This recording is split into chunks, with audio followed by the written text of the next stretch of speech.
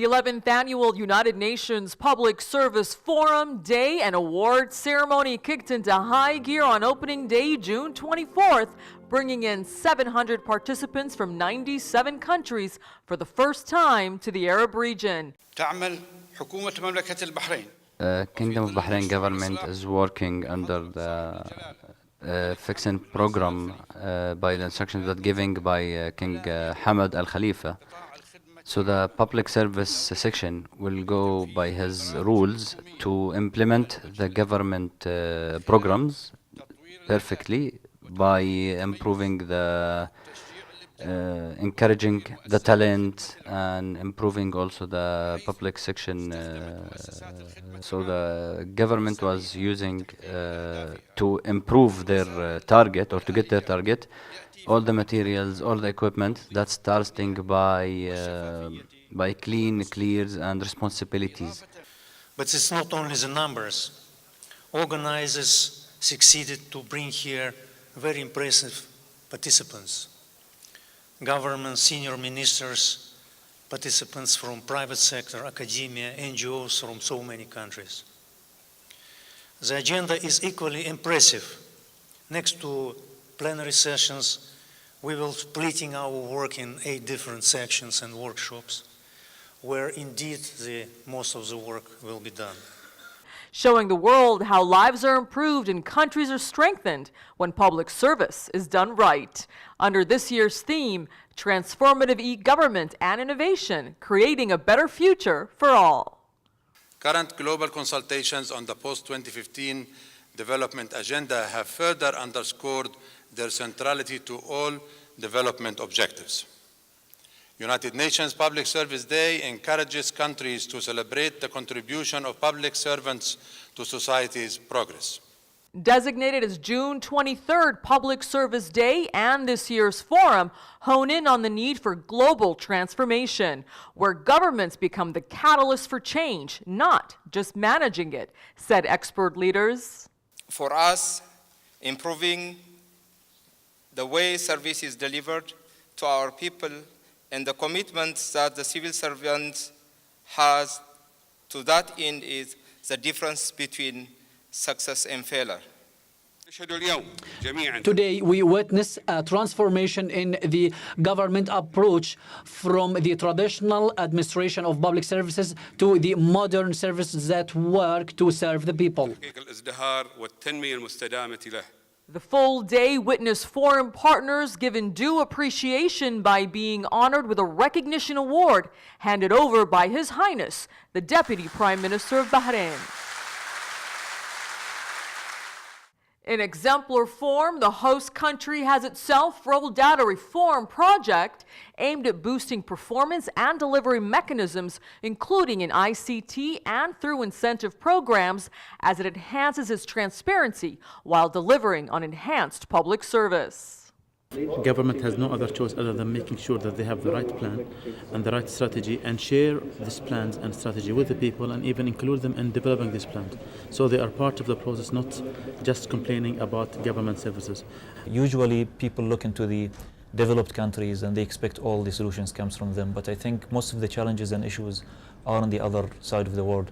So the real challenges and taking some of the lessons learned from each country to try to foster. I think in the future is more about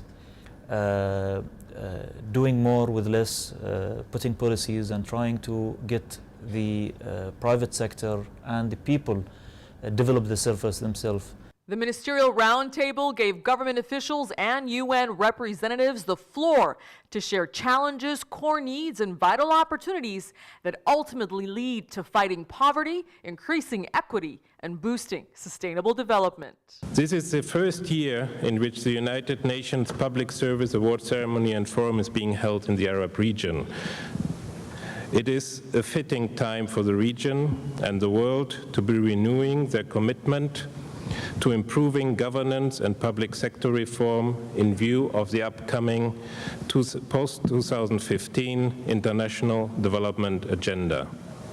The post-2015 consultative processes and the high-level panel report to the UN Secretary General have highlighted that building effective, open, and accountable institutions is a priority that must be addressed in the new development agenda.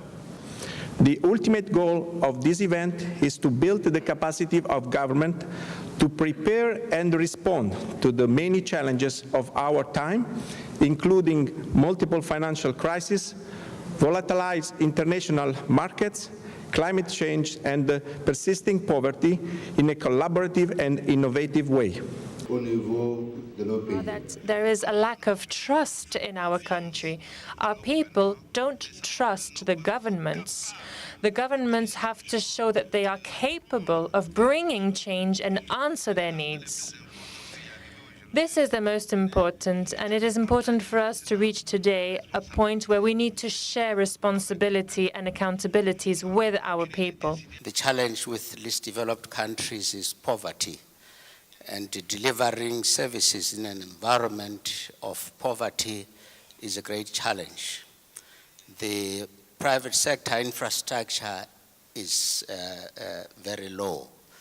And the result is that everybody is looking forward to government for delivery of services, for job opportunities. One of the issues which we are facing today, and it's a big challenge for us, this is the communications problem, as you mentioned, and this also affects the improvement. The second one is a lack of electricity. We have the water sources, as you know, but we have difficulties to set up the power stations. Plenary sessions completed day-long events honing in on cross-cutting key thematic elements, from the imperative of social inclusion and the critical role innovation plays to how transformative e-governments empower people, build economies, and protect the environment.